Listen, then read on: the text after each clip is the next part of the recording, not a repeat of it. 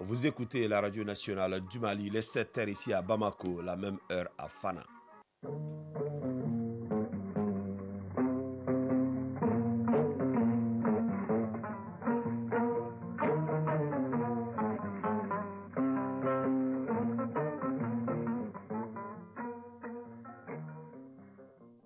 Le journal Fousséni Tunkara.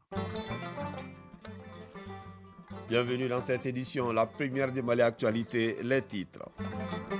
2 membres du gouvernement étaient hier face à la presse. Le ministre de l'Industrie et du Commerce et de son collègue de l'Économie et des Finances, à travers cette conférence commune, ont évoqué les efforts consentis par l'État pour l'approvisionnement du pays en produits de première nécessité et pétroliers. On retient qu'entre novembre 2021 et juin 2022, les subventions de ces produits ont coûté à l'État plus de 162 milliards de francs CFA.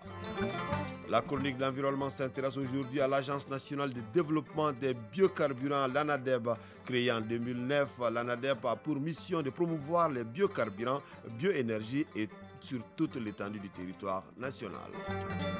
Au plan international, nous irons en Guinée-Conakry où se tient le procès du massacre du stade du 28 septembre. Nous parlerons aussi de l'accord de paix en Éthiopie dénoncé par les autorités tigriennes. Il sera aussi question de la situation de l'ex-premier ministre de la Guinée-Bissau. Nous sommes heureux de vous compter parmi nous et bienvenue dans ce journal. Partons d'abord à Koulouba où 5 nouveaux ambassadeurs ont présenté hier leur lettre de créance au président de la transition, le colonel Assimi Goïta. Il s'agit des ambassadeurs d'Indonésie, de la République de Corée, de la Bulgarie, du Pakistan et de la Grèce. Découvrons le parcours de ces diplomates et leur mission avec Alucine Touré. Dindin Wahidine représente le plus grand pays musulman au monde. Il a désormais la charge de développer les relations entre l'Indonésie et le Mali. De Dakar, où il réside depuis décembre 2021, Dindin Wahidine devrait veiller aux intérêts de son pays au Mali.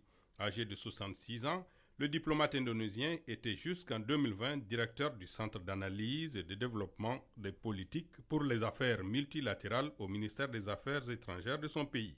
Titulaire d'une maîtrise en sécurité obtenue en 1998 à l'université Lyon 3 en France, Dindin Wahidine a notamment représenté son pays auprès de l'UNESCO. Il faut dire que les intérêts indonésiens étaient représentés jusque-là par le consul honoraire en la personne de notre compatriote Ibrahima Diawara. Quant à la Corée du Sud, elle est désormais représentée au Mali par Kim Ji-jun. Entré au ministère des Affaires étrangères en 1995, ce licencié en langue et littérature française travaille à l'ambassade de son pays au Kenya comme premier secrétaire.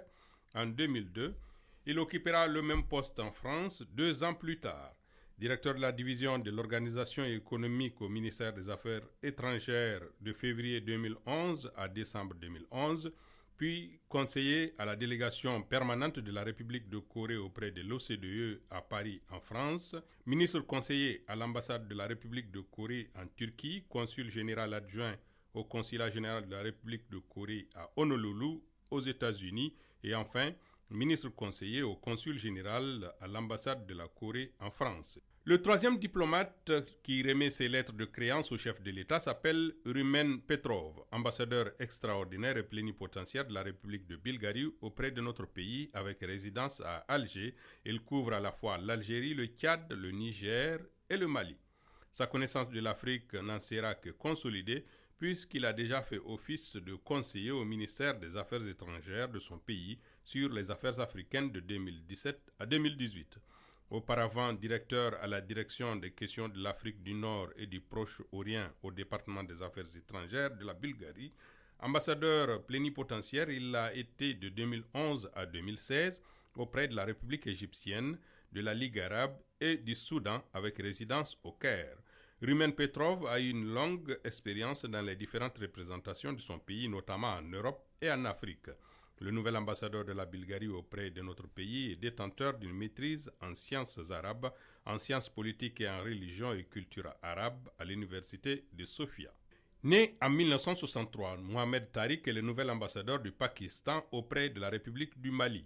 Pays majoritairement musulman, le Pakistan partage avec notre pays la religion et la culture musulmane. C'est en 1991 que Mohamed Tariq fit son arrivée aux affaires étrangères du Pakistan. Il travaillera au protocole entre 1993 et 1997. Il sera promu chef de section, directeur puis directeur général. De 2001 à 2002, il officiera au cabinet du président de la République. Également à son actif plusieurs fonctions dans différentes missions diplomatiques à l'étranger au compte de son pays. Lui, c'est le nouvel ambassadeur de la Grèce auprès de la République du Mali avec résidence à Dakar. Efthymios George Kostopoulos est un diplomate de carrière. Ministre plénipotentiaire de seconde classe en avril 2020, il sera nommé quelques mois plus tard, en février 2021, premier ambassadeur de la Grèce au Sénégal. C'est justement de Dakar qu'il couvrira le Mali, la nouvelle nation de sa juridiction. En plus du Mali, il rayonnera sur la Gambie, la Guinée-Bissau, la Guinée, le Cap-Vert, le Burkina, le Niger, la Côte d'Ivoire et finalement conseiller de son pays auprès du Sahel. M. Kostopoulos est diplômé de l'Institut d'études politiques de Paris, Sciences Po. Il est titulaire d'une maîtrise en droit public de l'Université de Paris Panthéon-Sorbonne et d'une maîtrise en sciences politiques et administration publique de l'Université d'Athènes. 7h passées de 5 minutes. Conférence de presse commune hier du ministre de l'Industrie et du Commerce et de son collègue de l'Économie et des Finances.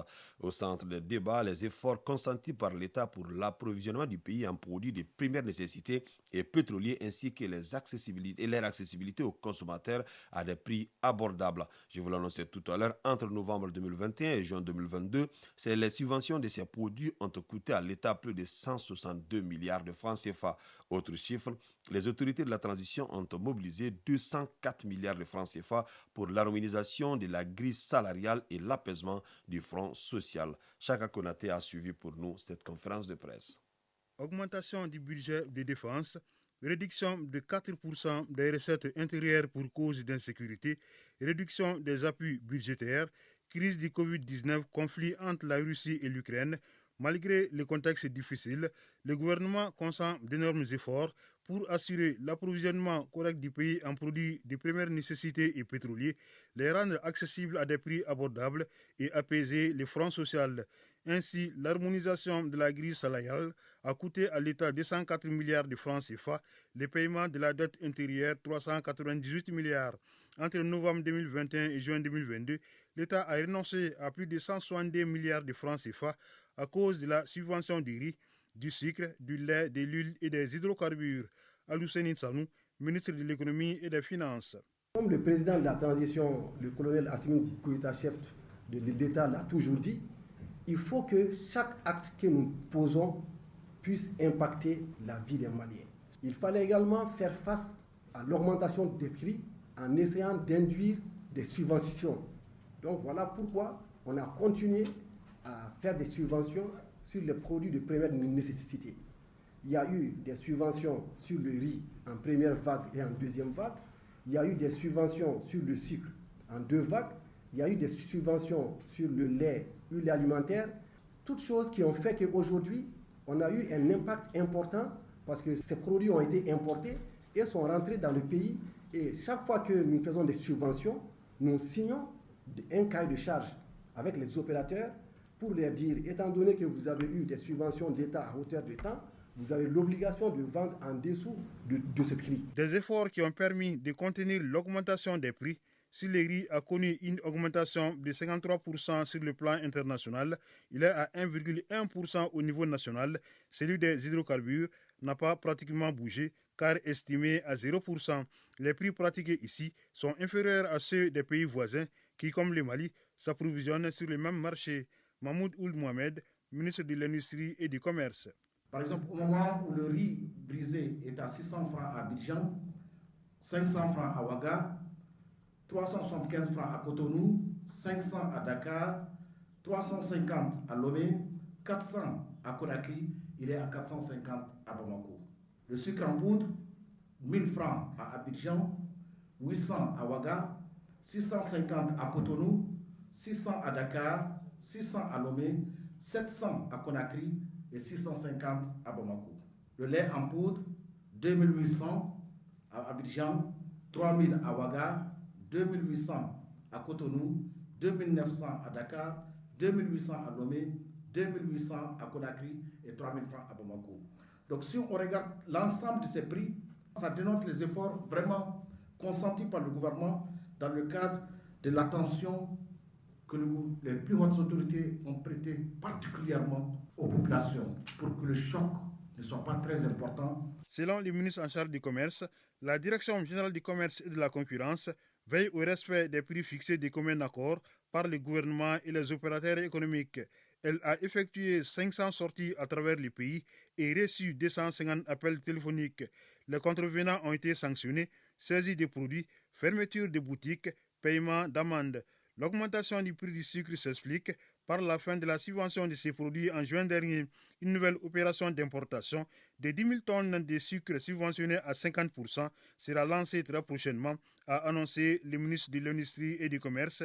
Autre annonce, la mise en place d'une commission interministérielle qui va se pencher sur l'approvisionnement du pays et la maîtrise des prix. Un plan d'action est déjà élaboré et sera adopté prochainement par le gouvernement. Des marchés engorgés et insalubres, des étals transformés en nids de bandits, c'est le triste constat fait par le président de la délégation régionale de la Chambre de commerce du district de Bamako. Malgré cette situation, les marchés restent suffisamment approvisionnés. C'est ce qui ressort de la visite hier de la délégation régionale de la Chambre de commerce du district sur les marchés de Dibidani, Médine et le marché rose de Bamako. Mamadou Fani. Dans le cadre de ces missions régaliennes, la délégation régionale de la Chambre de commerce du district de Bamako a effectué une mission de supervision des marchés de la capitale. Il s'agit pour le président de la délégation du district de s'enquérir des difficultés rencontrées par les commerçants et l'état d'approvisionnement du marché. Aruna Kanté, président de la délégation de la Chambre de commerce et d'industrie du district de Bamako. La visite s'inscrit dans le cadre de concertation que nous avons mis en place au niveau de la Chambre de commerce du district de Bamako, qui s'appelle CACOPE. C'est pour faciliter les échanges avec les organisations fêtières du secteur privé du district de Bamako. Il est important et opportun, franchement, qu'on se retrouve aujourd'hui sur le terrain pour vraiment nous enquérir des difficultés dans lesquelles nos ressortissants sont en train de vivre. Donc nous voulons qu'après cette visite-là, que des mesures soient prises pour qu'on puisse vraiment sécuriser nos marchés davantage. Du marché des légumes de Dibida au marché de Médine, en passant par le marché rose, les difficultés sont les mêmes. L'engorgement des marchés, l'insalubrité des étals transformés en nids de bandits. Aruna Kanté, président de la délégation régionale de la Chambre de commerce du district de Bamako. Les mesures fortes seront prises avec tous les acteurs. Il y a toutes les associations des commerçants détaillants qui sont avec nous. Après cette visite-là, nous allons interroger vraiment les autorités compétentes, ceux qui sont vraiment à mesure de pouvoir prendre vraiment des décisions pour que nous puissions vraiment sortir de là. De cette visite, on constate que les marchés sont suffisamment approvisionnés. Cependant, les commerçants déplorent la mévente des produits. Mévente due à la cherté des produits selon certains commerçants. Le niveau de la faim dans le monde est alarmant dans 9 pays et grave dans 35 autres. C'est ce qu'indique l'indice de la faim dans le monde en 2022 qu'une ONG allemande a partagé avec les pouvoirs publics et les partenaires techniques et financiers. La rencontre a aussi mené la réflexion autour du thème « Transformons les systèmes alimentaires et gouvernance locale ». Nohom Sissoko. L'indice de la faim dans le monde est un outil permettant de mesurer et de suivre la faim au niveau mondial, régional et national. 4 indicateurs reflétant la nature de la faim permettent d'obtenir les scores de l'indice de la faim. Il s'agit de la sous-alimentation, l'émaciation, le retard de croissance et la mortalité infantile. Selon le rapport 2022 de l'indice de la faim dans le monde, sur les 121 pays concernés, aucun ne présente un niveau de faim extrêmement alarmant. En revanche, 9 pays sont à un niveau alarmant, 35 à un niveau grave, 36 se situent à un niveau modéré et 49 à un niveau faible. L'Asie du Sud et l'Afrique subsaharienne sont les plus touchés. Francesco de Pascali, directeur pays de WHH Mali. Nos systèmes alimentaires doivent être transformés dans une optique de durabilité, équité et inclusivité. Un rôle décisif doit être joué par la participation des citoyens maliens. L'implication systématique des acteurs locaux à tous les niveaux est une base importante pour déterminer un nouveau système alimentaire avec la caractéristique souhaitée. Jess Rispol, ambassadeur d'Allemagne au Mali. La coopération au développement bilatéral entre le Mali et l'Allemagne compte parmi ces 3 axes prioritaires la promotion d'une agriculture durable et résiliente face au changement climatique avec un portfolio de projets actuels de presque 170 milliards de francs CFA. Ce rapport révèle que les progrès contre la faim ont fortement stagné ces dernières années. L'indice de la faim dans le monde en 2022 est considéré comme modéré et ne présente qu'une légère baisse comparé à celui de 2014. Redouane Ag Mohamed Ali, commissaire à la sécurité alimentaire. Le Mali s'est doté depuis 2019 d'une politique nationale de sécurité alimentaire et nutritionnelle lui permettant de satisfaire ses besoins énergétiques et ses préférences alimentaires et nutritionnelles. Toutefois, la mise en œuvre de cette politique se heurte chaque année à des difficultés de mobilisation de ressources, et ce, en dépit d'un soutien sans faille des plus hautes autorités du pays. Alors que les ressources se raréfient, les populations endurent de l'intérieur les effets simultanés d'une crise sécuritaire persistante, des aléas climatiques qui ramassent de plein fouet une inflation installée dans la durée. D'importantes recommandations sont formulées par le rapport 2022 sur la faim, au nombre desquelles la mobilisation d'un soutien public, l'accroissement d'investissements pour répondre aux besoins humanitaires, tout en renforçant la résilience. Actualité hors de nos frontières. En Guinée, hier mardi, c'était le 22e jour d'audience du procès du massacre du stade de Conakry le 28 septembre 2009.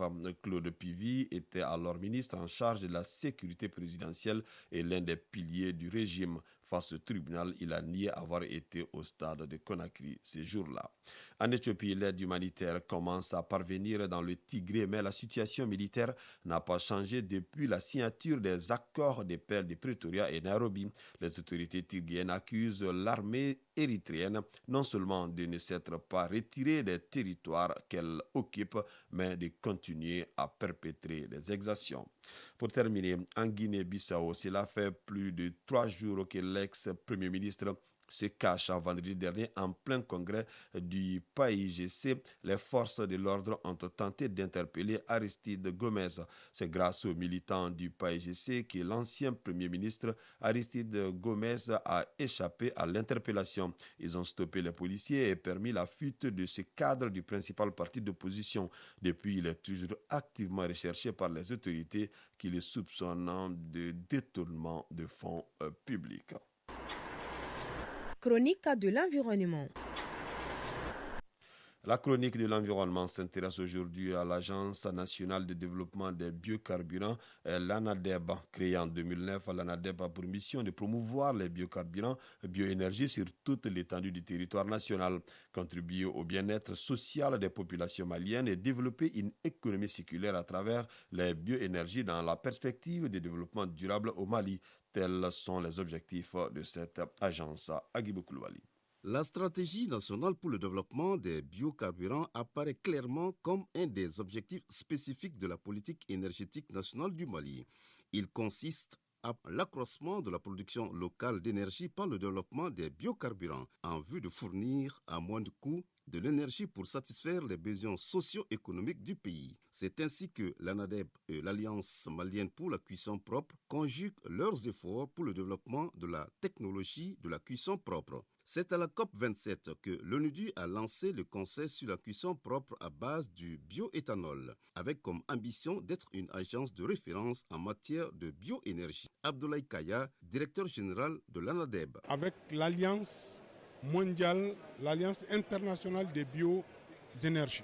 Et il a été surtout question de l'adhésion du Mali en tant que membre et aussi en tant que point focal en Afrique de l'Ouest. Déjà, après nos échanges, on a pu rejoindre le groupe de travail qui a été mis en place pour la cuisson basée sur la biomasse. Et je crois que ça, c'est un acquis très important. Et c'est aussi le résultat de la bonne collaboration entre l'Agence malienne de développement des biocarburants, l'Alliance malienne pour la cuisson propre et le bureau ONUDI du Mali. L'ANADEB a rencontré et présenté des projets à des partenaires techniques et financiers. Il s'agit notamment de la Banque islamique de développement et le Centre régional des énergies renouvelables et de l'efficacité énergétique des pays arabes. Abdoulaye Kaya, directeur général de l'ANADEB. Nous avons eu également la chance de faire partie des passagers sur le vol inaugural de Égyptair qui utilisent le biofuel, c'est-à-dire le biokérosène. Et je crois que ça, c'est des acquis qu'il faut souvent noter et ce qui est très important aussi pour l'Agence nationale de développement des biocarburants. D'après l'Agence internationale de l'énergie, d'ici à 2050, les biocarburants pourraient fournir jusqu'à 27% du carburant total destiné au transport dans le monde entier. Un mot de sport au plan national. Le Djoliba AC affronte cet après-midi à 16h Afrique Elite Football au compte du match de la deuxième journée en retard du championnat national Coupe du Monde Qatar 2022. Les groupes E et F entrent en lice aujourd'hui. 4 rencontres sont ainsi prévues. À 10h, le Maroc joue contre la Croatie. À 13h, l'Allemagne sera face au Japon. À 16h, l'Espagne va jouer contre le Costa Rica. À 19h, la Belgique sera opposée au Canada vous pourrez suivre cette rencontre en direct et en intégralité sur ORTM2. Donc à suivre juste après cette édition, le journal du mondial qui sera présenté par Ari Djouma Tina. 7h passées de 20 minutes, c'est donc la fin de cette édition qui vous a été présentée par Fousseini Tunkara. Alou Koulibaly a assuré la connexion technique, une édition coordonnée par Bourama Traoré et Tamsir Diabaté assure la mise en ligne. Prenez bien soin de vous et à très bientôt.